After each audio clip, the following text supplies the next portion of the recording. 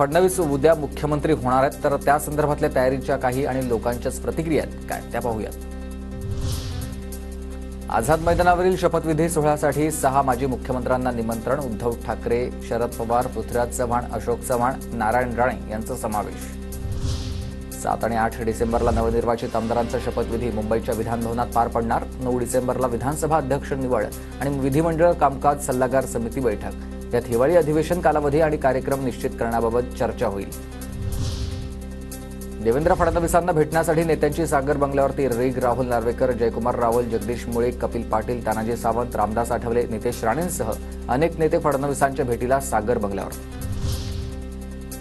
गटनेतेपदी निवड झाल्याबद्दल पटोलेंकडून फडणवीसांना शुभेच्छा. मात्र लोकशाही नसेल तर गटनेता कसा राहणार असं म्हणत लगावलाय टोला. यासह मतदानाबाबत देखील प्रश्न उपस्थित केले. देवेंद्र फडणवीसांच्या नेतृत्वात महाराष्ट्राचा विकास होईल, त्यांना शुभेच्छा. संजय शिरसाट यांचं वक्तव्य. तर आम्हाला मुख्यमंत्रीपद मिळालं नाही याची खंत, मात्र गृहमंत्रीपद एकनाथ शिंदेंना मिळेल असाही विश्वास. एकनाथ शिंदेंनी घेतलेला निर्णय आम्हाला मान्य असेल. आमची विनंती आहे की एकनाथ शिंदेंनी मंत्रिमंडळात असावं.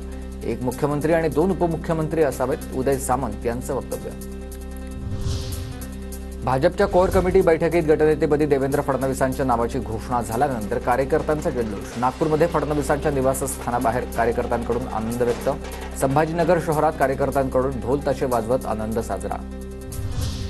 देवेंद्र फडणवीस यांची भाजपच्या गटनेतेपदी निवड झाल्यानंतर कार्यकर्त्यांचा जल्लोष. अमरावती, नाशिक आणि ठाणे शहरात ढोल ताशा, लाडू वाटून आणि महिलांनी फुगडी खेळण्याचाच आनंद लुटलाय.